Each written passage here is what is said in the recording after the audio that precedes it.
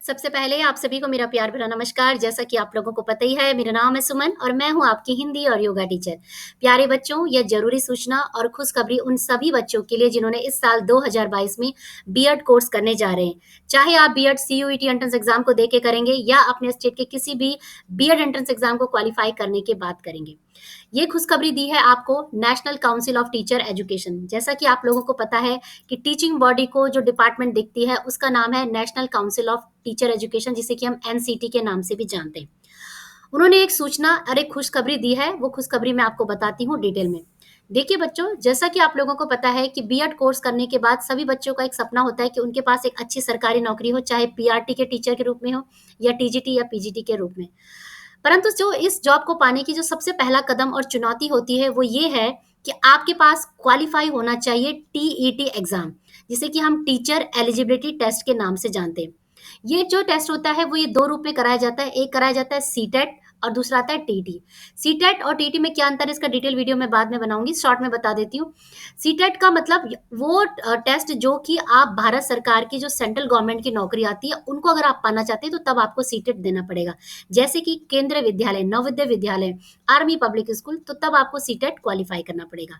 दूसरा है TT exam. TT exam का मतलब टीचर एलिजिबिलिटी टेस्ट, जो कि आप अपने ही स्टेट में केवल कोई जॉब पाना चाहते हैं तो उसके रिलेटेड आपको टीटी एग्जाम देना पड़ता है। ये आपका स्टेट कराता है, ठीक है।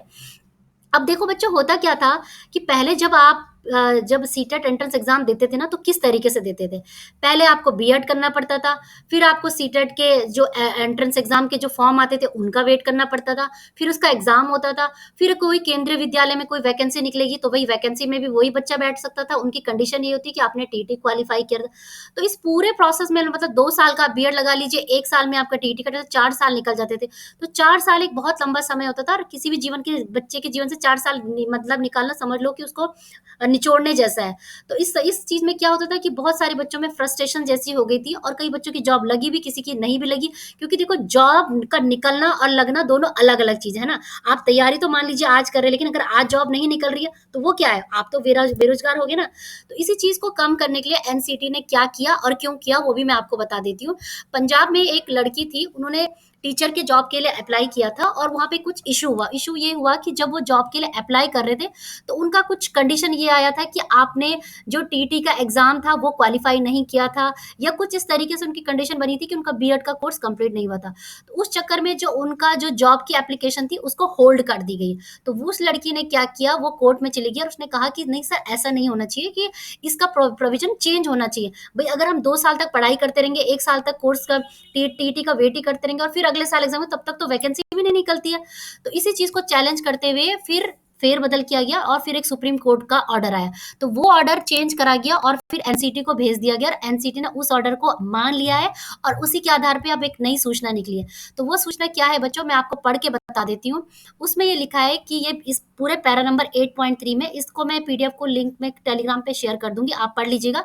शॉर्ट में मैं आपको बता देती हूँ। इसमें ये कहा गया है कि जो भी बच्चे इस साल बीएड के कोर्स में एडमिशन लेंगे, मान लीजिए कि आज मैंने बीएड के कोर्स में एडमिशन ले लिया है और कल नोटिफिकेशन निकलता है सीटेट का या टीटेट का, तो उस भी कंडीशन में मैं सीटेट के एग्जाम में बैठने के लिए अग्री होंगी, मतलब कि मैं बैठने के लायक हूँ, ऐसे को मुझे रोक नहीं सकता। पहले ये होता था कि आपको कोर्स कंप्लीट करना पड़ता था, लेकिन आज की डेट पे ऐसा नहीं है। एनसीटी ने साफ साफ बोल दिया, जिस दिन जिस डेट पे भी आप अपना एडमिशन ले लेंगे और उसके बाद जब भी नोटिफिकेशन आता है सीटेट का या टीटेट का, तो आप अपने इस एग्जाम में बैठ सकते हैं, आपको कोई भी नहीं रोक सकता है। ये कहना है उनका। इसमें देखिए मैं पढ़ के सुना देती हूँ, इसमें थोड़ा बहुत आपको। Pursuing the requested teacher training course is sufficient to make a candidate eligible to appear in the TET examination. Therefore, on fair reading a clause NCT guideline, a person who has been admitted in TTC and pursuing he or she can appear in the TET examination.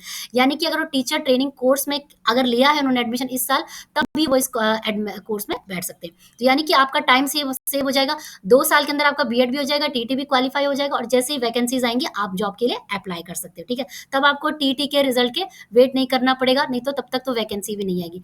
ठीक है बच्चों, तो ये थी important जानकारी, मैंने सोचा आपके साथ शेयर कर दूंगी। उम्मीद करती हूँ वीडियो आपके लिए हेल्पफुल रहा होगा। ऐसी अन्य जानकारियों के लिए चैनल को लाइक शेयर सब्सक्राइब करिए और टेलीग्राम चैनल को भी ज्वाइन कर लीजिए।